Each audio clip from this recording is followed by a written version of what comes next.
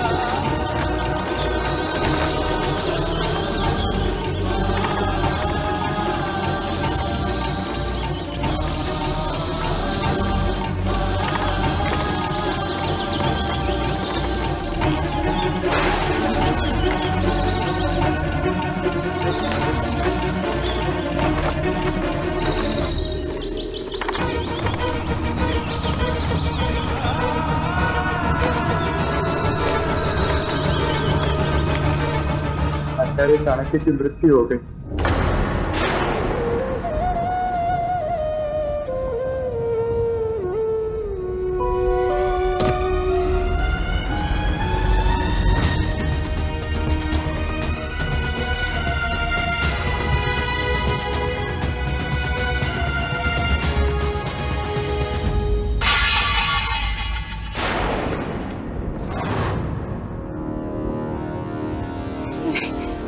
ये समाचार सत्य हो ही नहीं सकता। जब तक मैं स्वयं ना देख लूं, मैं ऐसे किसी समाचार को सत्य नहीं मानूंगा। पता नहीं लोग भी कैसी कैसी बातें फैलाते रहते हैं।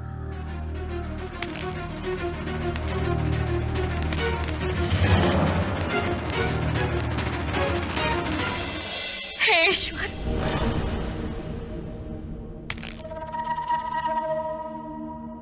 हम अनाथ हो गए। नहीं पुत्र, केवल हम ही नहीं, समस्त मगध अनाथ हो गया है। अब उन जैसा राष्ट्रभक्त कभी नहीं आएगा।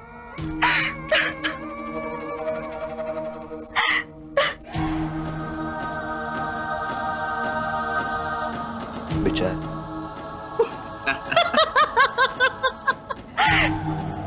आचार्य जी,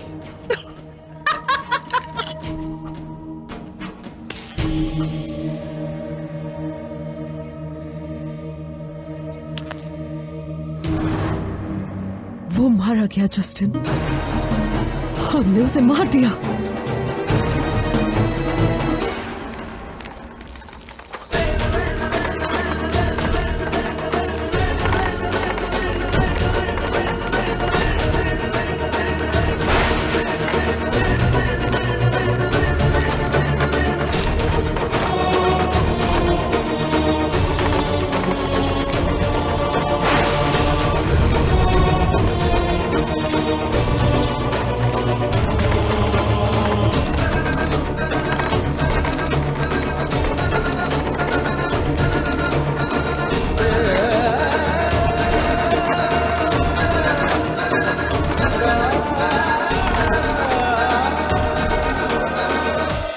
मैंने उनकी हत्या कर दी, मैंने उनकी हत्या कर दी। क्या करूं, कहाँ छिपाऊं उसे?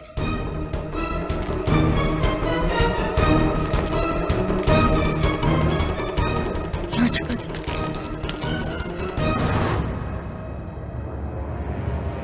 सियामक, इधर आओ।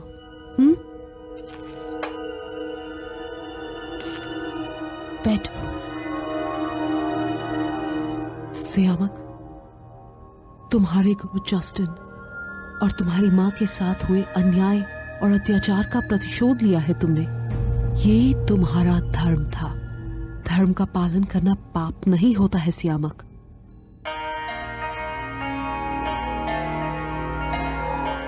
पियो। क्या है? तुम्हारे व्याकुल मन को शांत करने की औषधि।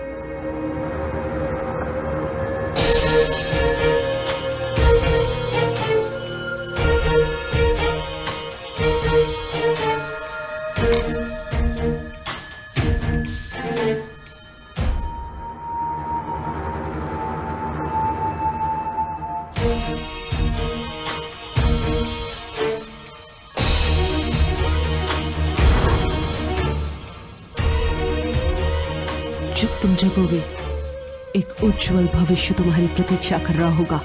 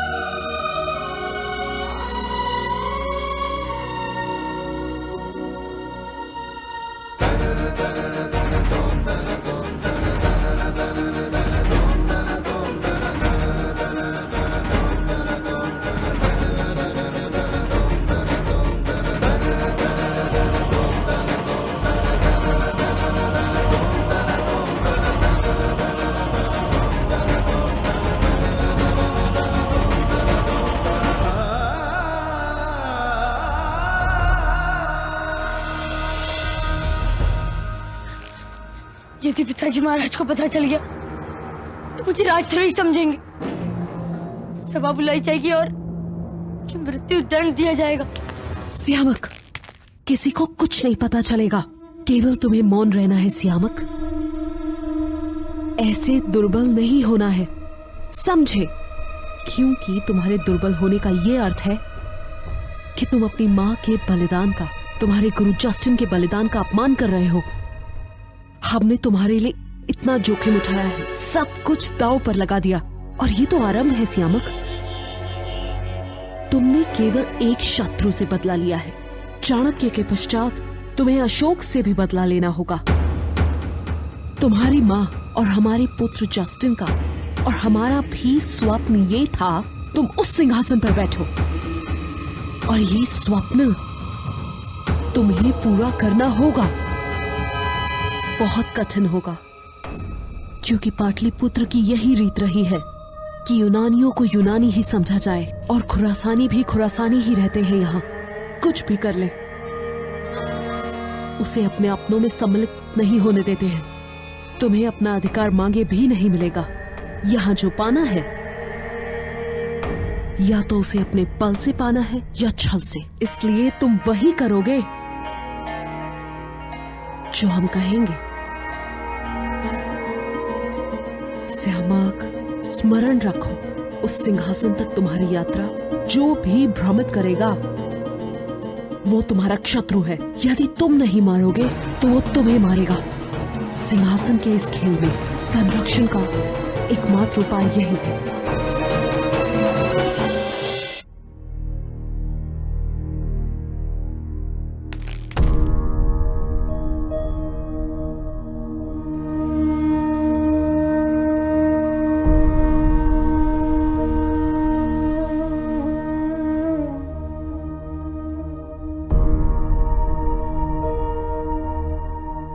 आज मगध ने अपने सबसे प्रिय पुत्र को खो दिया है। मातृभूमि की भक्ति के एक युग का अंत हो गया है।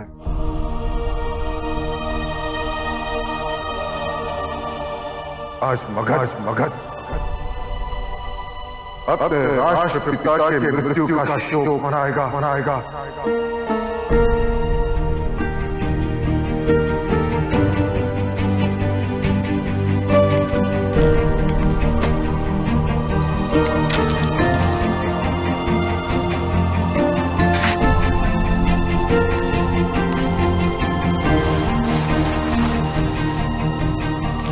आचार्य चाणक्य का देहांत हो गया है।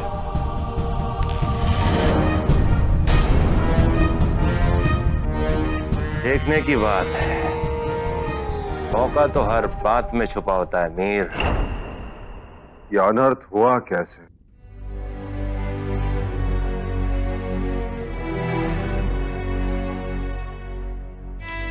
कहिए पुत्र, ये दुर्घटना कैसे हुई? ये दुर्घटना नहीं थी, षड्यंत्र था। ये यंत्र? आचार्य की हत्या की गई।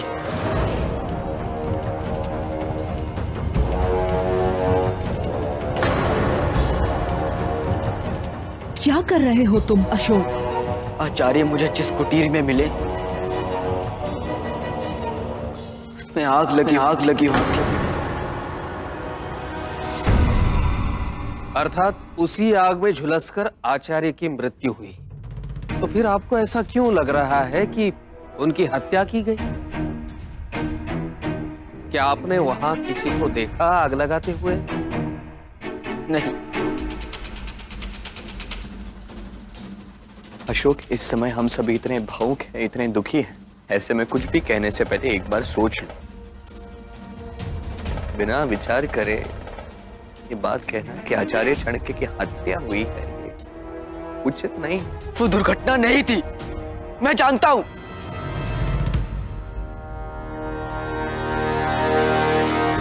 क्योंकि किसी ने मेरी मां को भी हानि पहुंचाने का प्रयास किया, तंत्र विद्या का प्रयोग कर। असंभव है, कदाचित तुम्हें ज्ञात नहीं, पर मगध में तंत्र शक्ति का प्रयोग करने वालों को मृत्यु दंड है। बिल्कुल, मृत्यु दंड दिए जाने का प्रावधान है उसके लिए।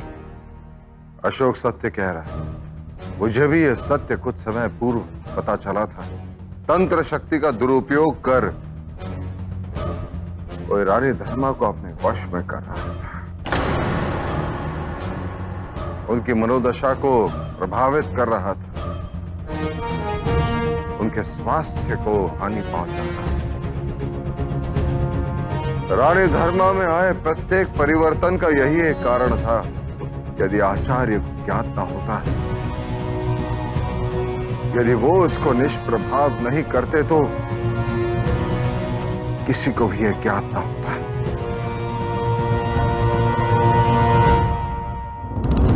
आचार्य तो पता लगाना चाहते थे कि मेरी मां को हानि पहुंचाने का प्रयास कौन कर,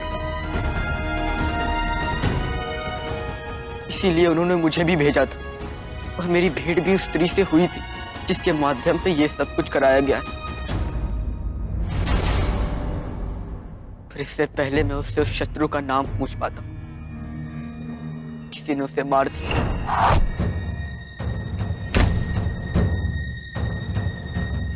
मुझे तो लगता है कि जिसने उस स्त्री को मारा है, उसी ने आचार्य चाणक्य को भी मारा है। क्योंकि जब मैं आचार्य के पास लौटा तो मैंने देखा वहां कोई नहीं था। अब तो वहां पे एक संदेश था जिसमें स्पष्ट लिखा हुआ था कि किसी ने उन्हें कुटीर में बुलाया था।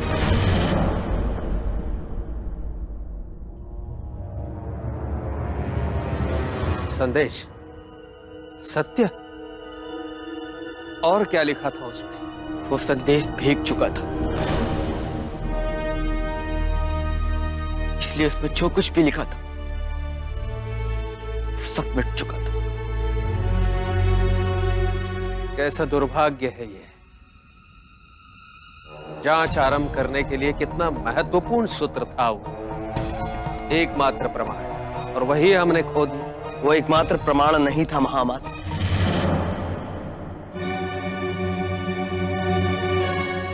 सम्राट, आचार्य चाणक्य को यह संदेह हो गया था कि यहां जो भी हो रहा है उसमें किसी न किसी विश्वसनीय व्यक्ति का हाथ अवश्य, इसीलिए उन्होंने समस्त गुप्तचरों को सक्रिय कर दिया था। ऐसा ही एक साक्ष्य प्रस्तुत करने हेतु मैं भद्रभट्ट को बुलाने की अनुमति चाहता हूं। अवश्य।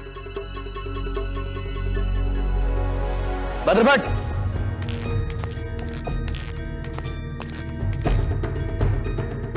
क्या जानते हो तुम भद्रभट्ट? मुझे आचार्य ने इसी उद्देश्य से नियुक्त किया था सम्राट। पर इससे पहले कि मुझे कोई प्रमाण मिलता, ये दुर्घटना हो गई। मुझे क्या पता था कि ये मेरा अंतिम आदेश होगा और मैं इसकी पूर्ति भी नहीं कर पाऊंगा।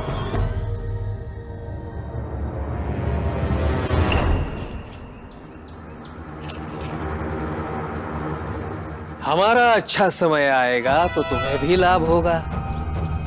उच्च पद पर बैठने की इच्छा तो तुम्हें भी होगी। यही समय है पुराने को छोड़कर नए से जुड़ने का। आचार्य चाणक्य की मृत्यु हुई है। मेरे पिता तुल्य थे वो। भगत की प्रतिष्ठा, भगत का गौरव, इसके लिए हम सभी उनके ऋणी हैं। और यहाँ एक व्यक्ति ऐसा नहीं है जो बता सके क्या हुआ था।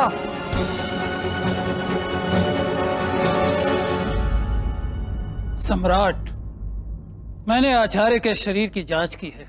कुछ ज्ञात हुआ? क्या उन पर कोई प्रहार हुआ था? ये इतनी बुरी तरह जल चुके हैं कि कुछ पता नहीं चल पा रहा। पर किसी ने तो आग लगाई होगी ना।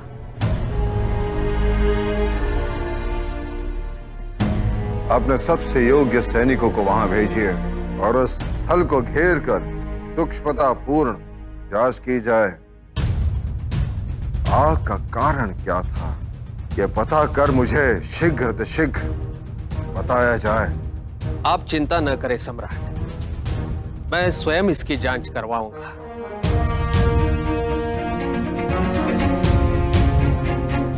आचार्य ने तुमसे कुछ कहा था अशोक?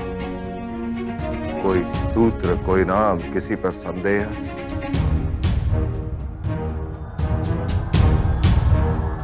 स्मरण करने का प्रयास करो अशोक। क्या उन्होंने कभी इस बारे में चर्चा की तुमसे कि कोई उनका प्राण लेना चाहता है?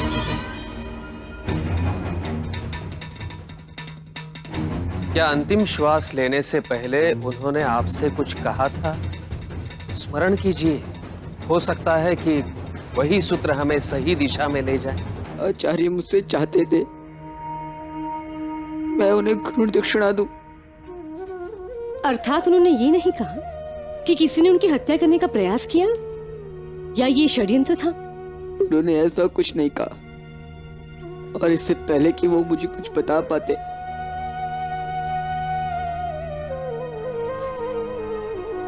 उनकी मृत्यु।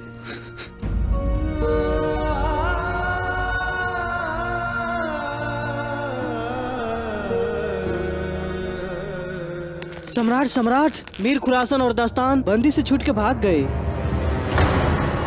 ये